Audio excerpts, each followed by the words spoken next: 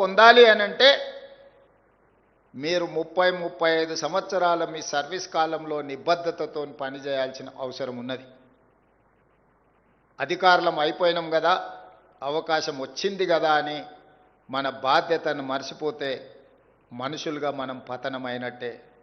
మనం అధికారులుగా మన బాధ్యతను విడిచిపెట్టినట్టే. అందుకే యువమిత్రులారా, ఈ తెలంగాణ రాష్ట్ర ప్రభుత్వం మిమ్మల్ని కుటుంబ సభ్యులుగా భావిస్తుంది. ఈ తెలంగాణ రాష్ట్ర ప్రభుత్వం మీరే మా ప్రతినిధులుగా భావిస్తుంది. ఈ ప్రభుత్వం ప్రవేశపెట్టే సంక్షేమమైన అభివృద్ధి కార్యక్రమాలైనా అత్యంత నిరుపేదలకు చేరాలి అని అంటే మీరు ప్రదర్శించే చొరవనే ఈరోజు ప్రభుత్వం యొక్క సంక్షేమ పథకాలను ప్రజలకు చేర్చగలుగుతాయి. ఓ ఇందిరమ్మ ఇల్లు ఇవ్వాలన్నా, ఓ పేదవాడి రేషన్ కార్డు చేరాలన్నా, ఒక సన్నబియ్యంతో పేదవాడు కడుపు నిండా అన్నం తినాలన్నా, లేకపోతే 200 యూనిట్లు ఉచిత కరెంటు పేదవాడి ఇంటిలో వెలుగులు నింపాలన్నా, లేదా రైతుకు రుణమాఫీ జరిగి ఆ రైతు కళ్ళల్లో ఆనందం చూడాలన్నా మీరే మా కళ్ళు, మీరే మా చెవులు, మీరే మా ప్రతినిధులు. నేను ఇక్కడ పాలసీ చేస్తుండొచ్చు, ఇక్కడ నేను నిర్ణయాలు చేయొచ్చు.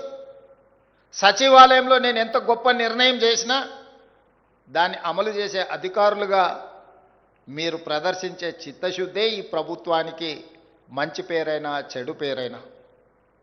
అందుకే ఈ శిక్షణ, ఈ ఫౌండేషన్ కోర్స్ 43 రోజులు మీరు ఏదైతే శిక్షణను అందుకున్నారో అనుభవజ్ఞులందరూ మీకు ఈరోజు పాఠాలు నేర్పినరు.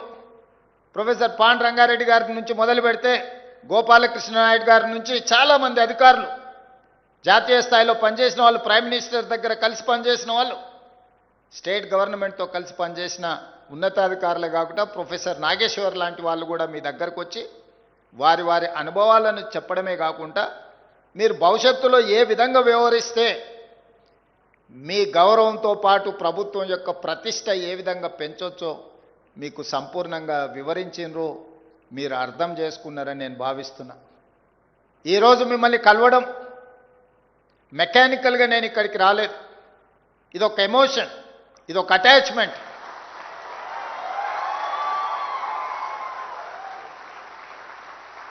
తెలంగాణ రాష్ట్ర ప్రభుత్వంలో మీరు చేరుతున్నది ఉద్యోగం కాదు, 4 కోట్ల తెలంగాణ ప్రజలతో కూడుకున్న భావోద్వేగం. తెలంగాణలో మీరు ఒక బాధ్యత నిర్వహించడం అంటే ఒక భావోద్వేగం. ఇది మీ జీవితకాలం గుర్తు పెట్టుకుంటారని నేను ఆశిస్తున్నా, గుర్తు పెట్టుకుంటారని నేను విశ్వసిస్తున్నా. అందుకే మిత్రులారా,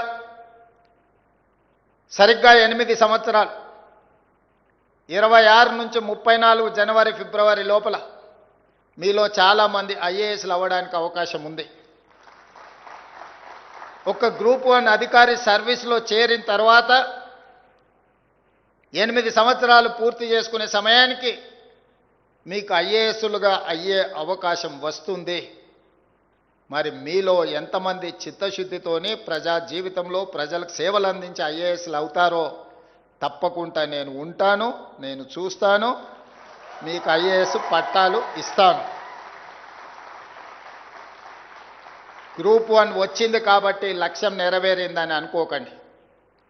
3 లక్షలుగా పైగా నిరుద్యోగులతో పోటీ పడి 562 మందికి ఎంపికయ్యారు. ఇందులో వివిధ డిపార్ట్మెంట్స్ ఉన్నాయి. ఇందులో నుంచి ఐపీఎస్లు కావాల్సిన వాళ్ళు ఉన్నారు, ఐఏఎస్లు కావాల్సిన వాళ్ళు ఉన్నారు. మరి ఇందులో కొద్దిమందే అందులోకి వస్తారు. Maybe single digit, triple digit నుంచి మీరు సింగిల్ డిజిట్కి ఫిల్టర్ కాబోతున్నారు. లక్షలాది మంది నుంచి వందలాలకు వచ్చారు, వందలాల నుంచి ఒకరో ఇద్దరో, లేకపోతే సింగిల్ డిజిట్గా 2008కి మీరు కావచ్చు. ఇంతకుముందే అధికారులతో మాట్లాడుతుంటే, sir really they are very lucky, ఈ టైంలో చాలా ఓపెనింగ్స్ ఐఏఎస్ ఐపీఎస్లో రాబోతున్నాయి, వీళ్ళు నిజంగా కష్టపడితే ఇందులో చాలామంది ఐఏఎస్లు అవ్వడానికి అవకాశం ఉంది అని చెప్పి నాకు అధికారులు చెప్పడం జరిగింది. అందుకే మీ బాధ్యతను బాధ్యతాయుతంగా నిర్వహించండి. ఆఫీస్కి వెళ్ళే ముందు ఎస్ఆర్ శంకరన్ని గుర్తుపెట్టుకోండి. ఆఫీస్లో మీ దగ్గరికి పేదవాళ్ళు వచ్చినప్పుడు వాళ్ళకు సహాయం అందించేటప్పుడు మీ తల్లిదండ్రులను గుర్తు చేసుకోండి. మన ఎవరి నేపథ్యమో ఆగర్భ శ్రీమంతుల నేపథ్యం కాదు. మన ఎవరి నేపథ్యమో అభివృద్ధి చెందిన దేశాల నుంచి ఇక్కడికి వలస వచ్చిన వాళ్ళం కాదు. మన నేపథ్యము వ్యవసాయము, మన నేపథ్యము గ్రామీణ ప్రాంతము. ఆ నేపథ్యం నుంచి వచ్చిన వాళ్ళు అది గుర్తు చేసుకుంటే చాలు. తప్పు చెయ్యాలనుకున్నా తప్పు చెయ్యకుండా 10 మందికి సహాయం అందిస్తాం. చట్టం అనేది nothing but common sense. If you have abundant common sense, you can take, you can deliver. మీరు మంచి నిర్ణయాలు తీసుకోవడానికి, మంచి పనులు చేయడానికి మనకు విచక్షణ అధికారం ఉంటే సరిపోతుంది. దాన్ని ఎట్లా ఉపయోగించాలనేది మన మీదనే ఆధారపడి ఉంటుంది. ప్రొసీజర్స్ ఉంటాయి, ప్రాక్టీసెస్ ఉంటాయి. ప్రొసీజర్స్ ప్రాక్టీసెస్ మనకి అర్థం కానప్పుడు కామన్ సెన్స్ అనేది బిగ్గెస్ట్ అసెట్, అది వాడాలి. ఈ చట్టాలు, ఈ నియమాలు